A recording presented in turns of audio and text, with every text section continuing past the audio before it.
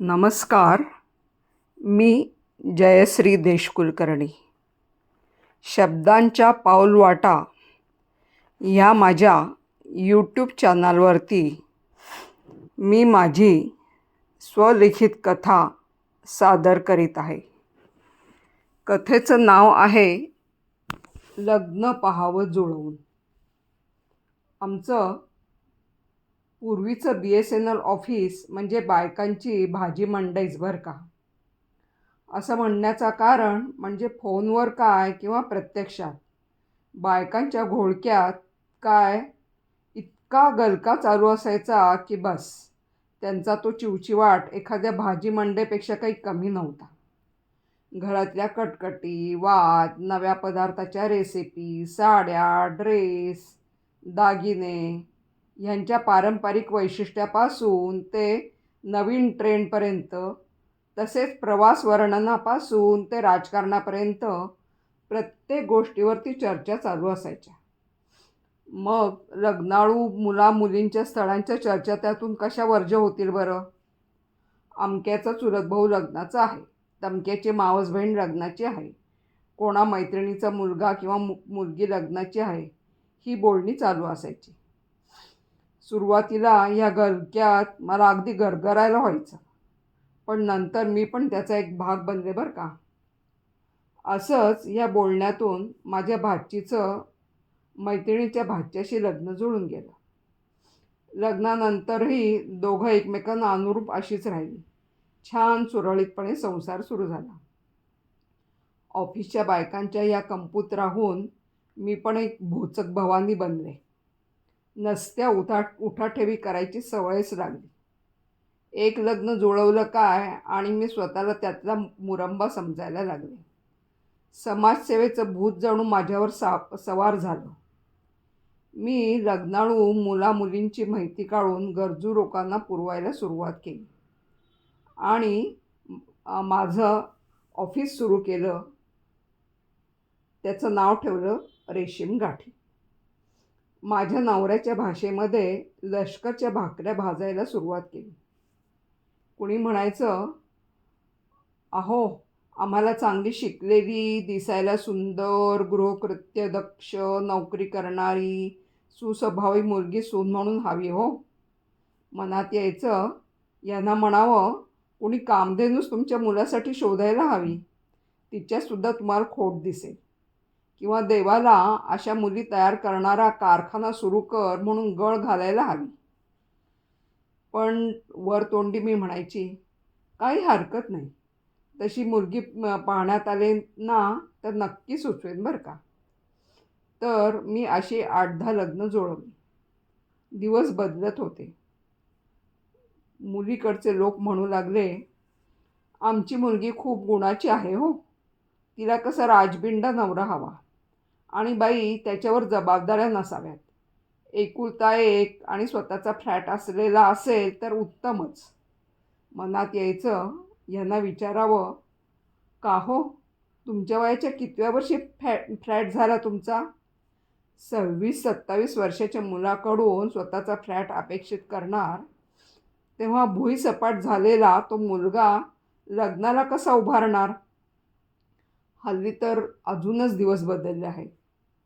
ताठ्यात असणारे मुलाचे आईवडील आणि मुलगा आता बापुडवाणे झाले आहेत आणि मुलीचा आणि मुलीच्या आईचा ठसका वाढला आहे.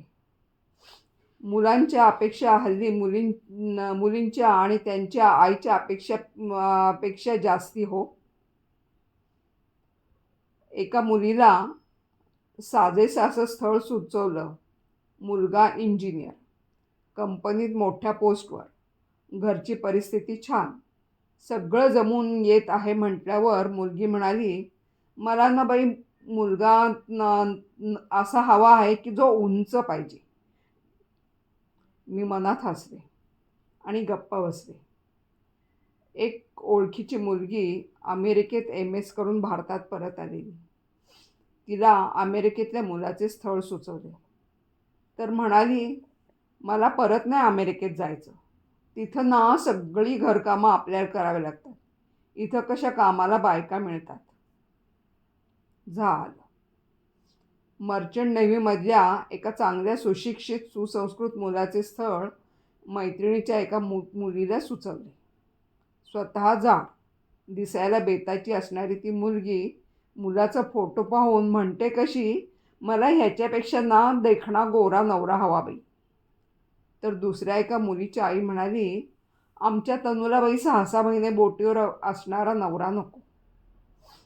एका अमेरिकेतल्या मुलीसाठी तिथेच MS करून जॉब करत असलेल्या मुलाचे स्थळ सुचवले.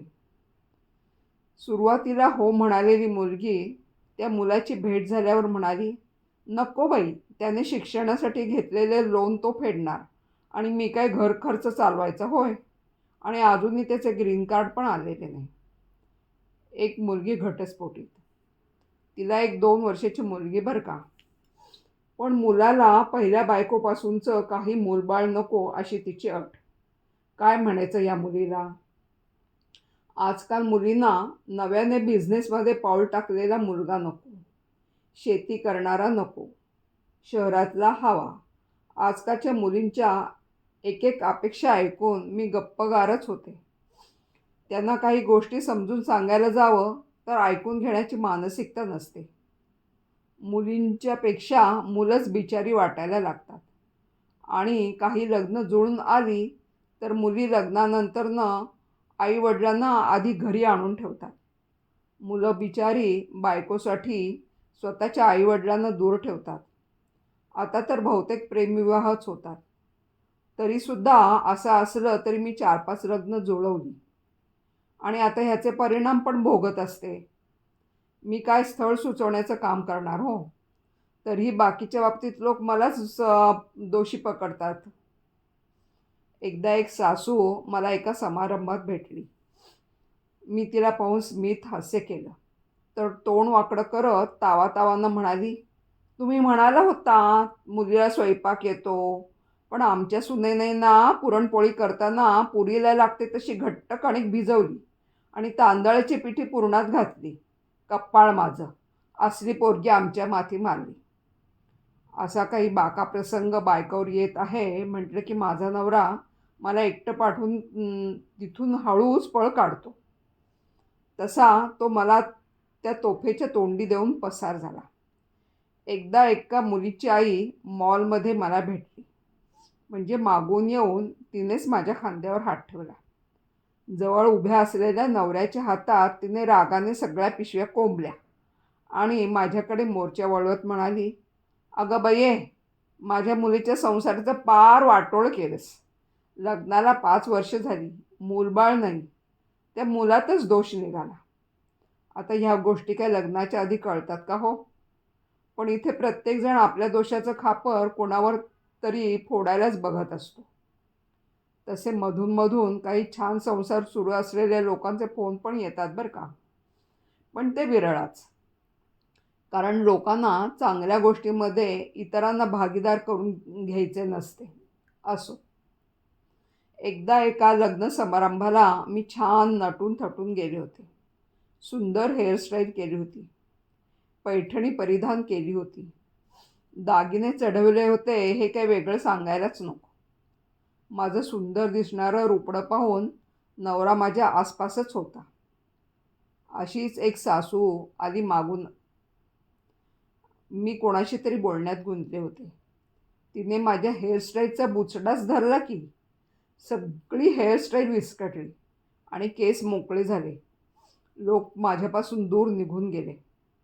माझा नवरा त्याआधीच फरार झाला होता.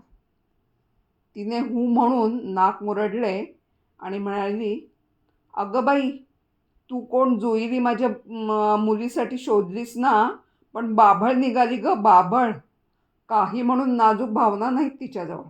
आमचं घर फोडलं की तिने. आमच्या मुलाला आमच्यापासून तोडून नेऊन वेगळं बिऱ्हाड थाटलं तिने.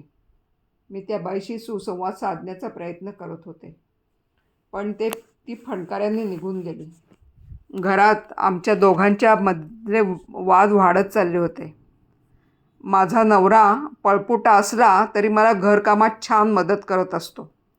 अशा नवऱ्याची साथ सोडून मला चालणार नव्हते. म्हणून मी माझ्या रेशीम गाठीची गाठ सोडवून घेतली. लोकांचे स्थळ सुचवा म्हणून फोन यायचे, पण मी त्यांना सौम्य शब्दात माझे दुकान बंद केल्याचे सांगत राहिले. आणि माझ्या दारावरची पुणेरी पाटी बदलली आणि तिथे लिहिले, इथे लग्न जुळवली जात नाही, टिकवली जातात सकारात्मक विचार देऊन. अगं बये, एक दुकान बंद करून दुसरं कशाला चालू केलेस ग, असं म्हणत नवऱ्याने कपाळाला हात लावला. धन्यवाद. माझी कथा जर आवडली असेल तर माझं चॅनल सबस्क्राईब करायला विसरू नका बरं का, आणि कॉमेंट्स पण द्यायला.